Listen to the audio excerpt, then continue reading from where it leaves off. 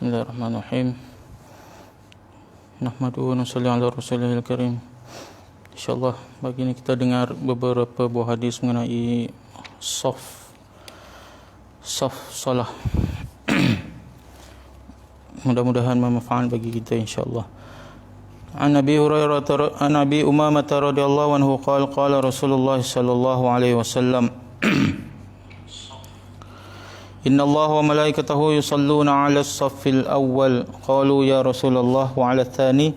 Qala inna Allah wa malaikatahu yusalluna ala as-saffil awwal.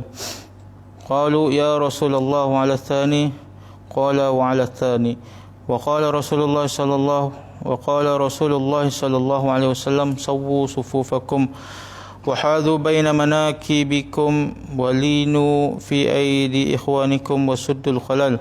فإن الشيطان يدخل فيما بينكم بمنزلة الحذف يعني أولاد الطعن الصغار.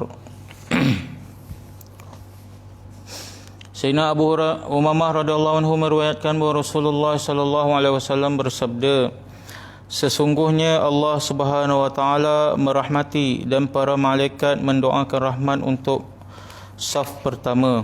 Para sahabat bertanya, ya Rasulullah, adakah fadilat ini juga untuk saf yang kedua? Baginda menjawab, sesungguhnya Allah merahmati dan para malaikat mendoakan rahmat untuk saf yang pertama. Para sahabat bertanya lagi, ya Rasulullah, adakah kelebihan ini juga untuk saf kedua? Baginda Rasulullah sallallahu alaihi wasallam menjawab, kelebihan ini untuk saf kedua juga. Baginda Rasulullah sallallahu alaihi wasallam juga bersabda, luruskanlah saf kamu, selarikanlah bahu-bahu kamu. Untuk menyamakan saf-saf itu, berlembutlah antara saudara-saudara kamu. Penuhkanlah semua ruang-ruang kosong, kerana sesungguhnya syaitan akan mencelah di antara kamu apabila melihat terdapat ruang kosong dalam saf, seumpama anak kambing. Maksud berlembut antara saudara ialah sekiranya ada yang menyentuh dan menggerakkan kamu ke belakang atau ke depan sedikit untuk membetulkan saf, maka hendaklah kamu memberi kerjasama. An Abi Hurairah radhiyallahu anhu qala Rasulullah sallallahu alaihi wasallam khairu sufufir rijal awwaluha wa syarruha akhiruha wa khairu sufufin nisa akhiruha wa syarruha awwaluha. Sayyidina Abu Hurairah radhiyallahu anhu meriwayatkan bahawa Rasulullah sallallahu alaihi wasallam bersabda, saf lelaki yang paling baik, yang paling banyak dapat ganjaran ialah saf yang pertama, dan yang paling buruk, yakni paling sedikit ganjaran, ialah saf yang akhir. Saf wanita yang paling baik, yang paling banyak ganjaran ialah saf yang akhir, dan yang paling buruk, yakni yang paling kurang ganjaran, ialah saf yang pertama. Sayyidina Abu Hurairah radhiyallahu anhu meriwayatkan bahawa Rasulullah sallallahu alaihi wasallam bersabda, saf lelaki yang paling baik ialah, yakni yang paling banyak mendapat ganjaran, ialah saf yang pertama. Yang paling buruk dan yang paling buruk, yakni yang paling sedikit ganjaran, ialah saf yang akhir. Manakala saf wanita yang paling baik, yakni yang paling banyak ganjaran, ialah saf yang akhir, dan yang paling buruk, yakni yang paling kurang ganjaran, ialah saf pertama. Anil Bara ibn Azib radhiyallahu anhu qala kana Rasulullah sallallahu alaihi wasallam yatakhallalu as-saffa min nahiyatin ila nahiyatin yamsahu sudurana wa manakibana wa yaqulu la takhtalifu fatakhtalifa qulubukum wa kana yaqulu inna Allah azza wa jalla wa malaikatahu yusalluna ala as-sufufil awwali. Sayyidina Bara bin Azib meriwayatkan bahawa Rasulullah sallallahu alaihi wasallam selalu berjalan dari hujung ke hujung saf sambil menyentuh dada-dada dan bahu kami untuk meluruskan saf. Baginda bersabda, janganlah kamu bengkang-bengkok dalam saf, nanti hati-hati kamu akan berselisih.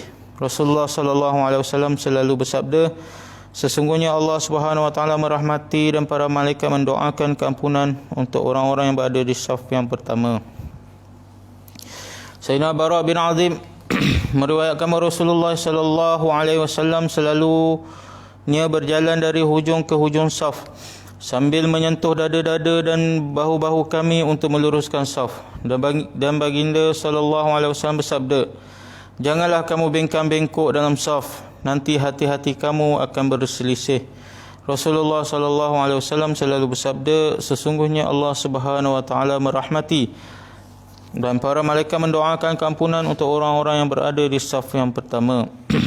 Anil Bara bin Azib radhiyallahu anhu qala Rasulullah sallallahu alaihi wasallam, Inna Allah azza wa jalla wa malaikatahu yusalluna ala alladhina yaluna as-sufufal awwala wa ma min khutwatin ahabbu ila Allah min khutwatin yamshiha yasilu biha saffan. Sayyidina Bara bin Azib meriwayatkan bahawa Rasulullah sallallahu alaihi wasallam bersabda, sesungguhnya Allah Subhanahu wa taala merahmati dan para malaikat mendoakan rahmat untuk orang-orang yang berada di saf-saf pertama. Tiada langkah yang lebih dicintai oleh Allah daripada langkah seseorang yang berjalan untuk memenuhkan saf. Sayyidina Bara bin Azib meriwayatkan bahawa Rasulullah sallallahu alaihi wasallam bersabda, sesungguhnya Allah Subhanahu wa taala merahmati dan para malaikat mendoakan rahmat untuk orang-orang yang berada di saf-saf pertama. Tiada langkah yang lebih dicintai oleh Allah daripada langkah seseorang yang berjalan untuk memenuhkan saf. InsyaAllah kita telah dengar beberapa buah hadis mengenai saf dalam solat. Mudah-mudahan bermanfaat bagi kita, insyaAllah. Subhanallah bihamdihi, subhanallah. Asyhadu an la ilaha illallah.